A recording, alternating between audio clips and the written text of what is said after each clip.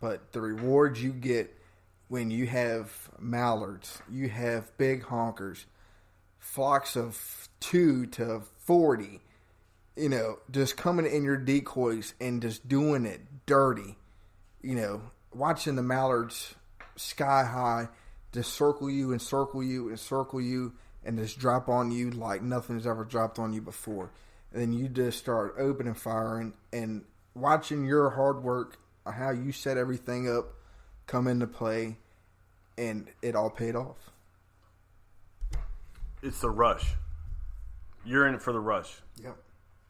It could go from 0 to 100 real quick. Absolutely. And I agree 1,000%. That's what drew me into waterfowl hunting. Mm-hmm. Now, what you're going to start seeing, as I said in a couple episodes before this, was you're going to start most likely seeing the waterfowler hunter numbers go down because of the limit being dropped, because of the money being spent, because of other things that are coming in. I'm going to go ahead and go on a limb and say it's safe to say that you're going to stick with it no matter what. I mean, this is you. This is who you are. Yeah. And I'm not gonna say I'm a fair weather waterfowl hunter, but I found myself gravitating away from it just because of logistic issues that I've had, and people buying out spots where I don't have $5,000 to buy a pond in Oaksville. Yeah. Or to lease a pond in Oaksville. Yeah. Where a lot of people do. So I found myself actually gravitating a little bit away from the waterfowl, but it's always a passion of mine. My whole upstairs is decorated in waterfowl hunting, so it's always going to be me. It's just my opportunities. I don't know how many more I'll get to get that old feeling back. Yeah. Your old feeling seems like it's imprinted in you, and it is who you are from a very, very, very young age. And I feel like this is your calling. This is what you're going to be doing. Yeah. And, I'd love to make it a goal at some point. I definitely want to go somewhere and hunt with some people out of state. And, just to see how they get down. I see people out of state limited out like crazy, specks, snows, mallards, pins, all kinds of birds. And I would like to go out and try, their style hunting. Either it be a really flooded timber hunt or a wide open field or a big, huge farm pond, or whatever they have to offer. But I definitely want to make it a goal to try to join somebody out of state and travel and go hunt with another group of guys. Right. Also, there is a ton, and I'm talking millions of acres of public land down south, Arkansas, Louisiana, that it's flooded cypress trees. Mm-hmm. And you get that feeling, you get that vibe. And there are people successful who do that, especially coming in from outer state to these areas to do so. Money is a huge breaking point for a lot of people. Yeah. And this is where the connections that you make, the networking that you do, go into play. We are both lucky enough, and people in our group are lucky enough to have someone with a big rig who wants to go down south. We just have to make logistics work.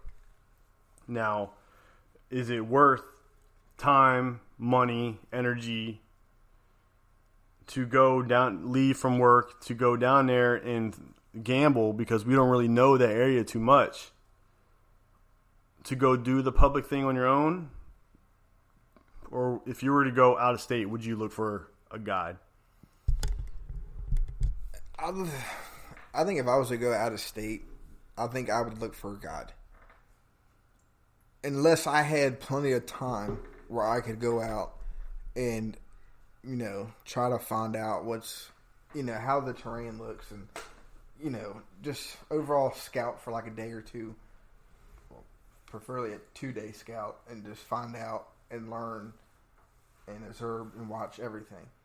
Now, I know in Canada, there would be farmers begging you to come on their farm and kill birds just because they want them off their fields. And they, tear apart fields like it's somebody's business in Canada. And that'd be something cool that I'd probably like to do too, is go to Canada on a bird hunt. Just because their bird sanctuary out there is ridiculous. One of the sleeper states that I found to be a really, really, really top-notch waterfowl that not a lot of people know about, and if they do know about it, they kind of keep it quiet, is Montana. Yeah. It is wide open. It's crazy. But then again, we're here talking about getting out of state. In Virginia, we are on the Atlantic Flyway, and there are birds here. We just have to get them to come in.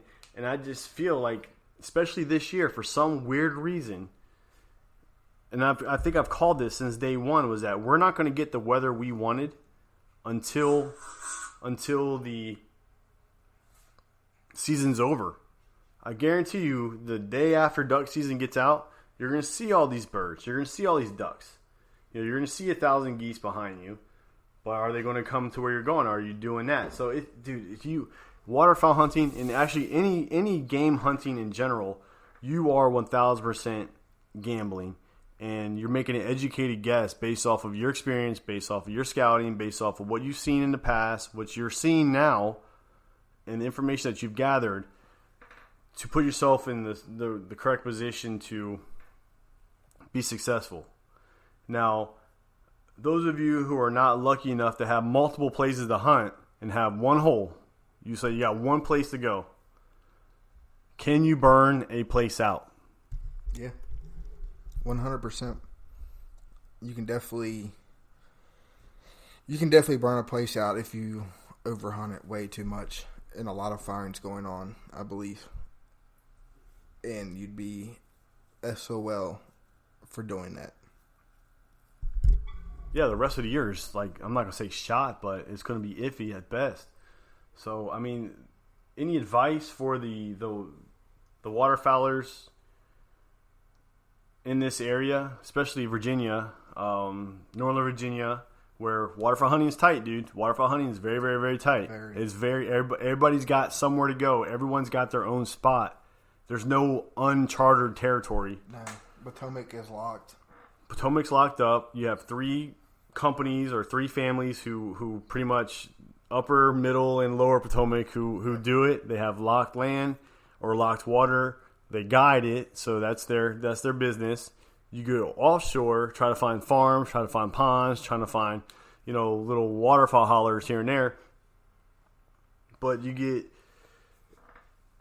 get stomped on no matter where you are, especially Northern Virginia, or even go down to Central Virginia, you get stomped on. So it's crazy. That's why I feel like having a good group and having a good network of people who are all in there for the same reason, who have something to offer to the group, whether it be location, whether it be extra guns, whether it be, hey, I got a shit ton of decoys, you guys don't have this, but you got the land, I got the decoys, we'll pair up, we'll make it together. So how important is networking for Virginia waterfowl hunting?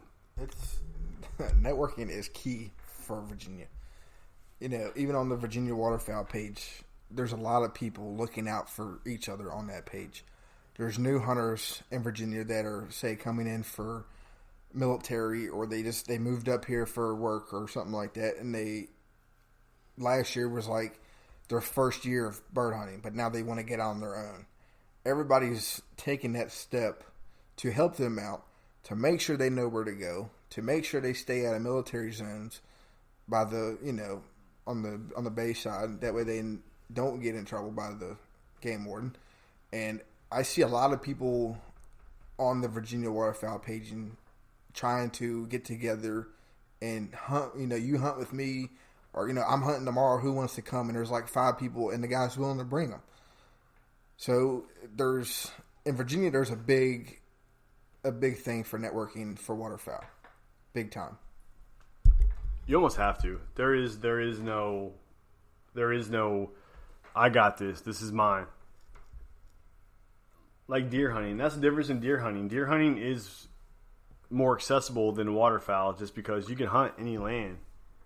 Or any land you can get part of. It could be timber, it could be fields, whatever. But, geese aren't going to fly into waist deep grass. Or they will, but, might not be all enough to go there and waterfowl hunt. It's going to be a lot of work to get them to come into that. Yeah, so waterfowl hunting in Virginia is a hustle. It really is a hustle. It is a grind. It's a hustle. It's a labor of love, and you have to really, really, really love it to stick to it. Yeah.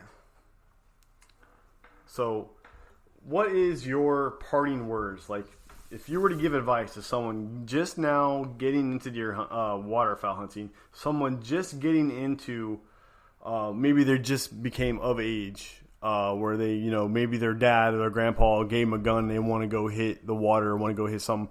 What is a few things that you could give them to set them in the right place or give them the right steps to move forward to be a lifelong waterfowl hunter? I'd say definitely one. If you're hunting in VA, like we said, Potomac is locked. Get in touch with your game warden. He will tell you everything you need to know, especially military. They have blinds that, even though there can be for other people, military has first dibs on these blinds, which is pretty cool. And, I got a lot of family in military. Giving them the first dibs to bird hunt if they want to come out and bird hunt is pretty awesome.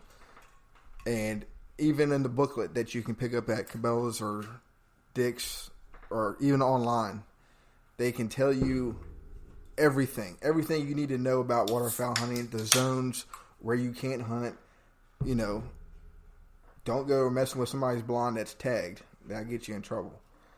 And, just checking in with your game warden. He can help you huge to help you stay out of trouble. Big time.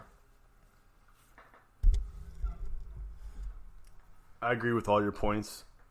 1,000%.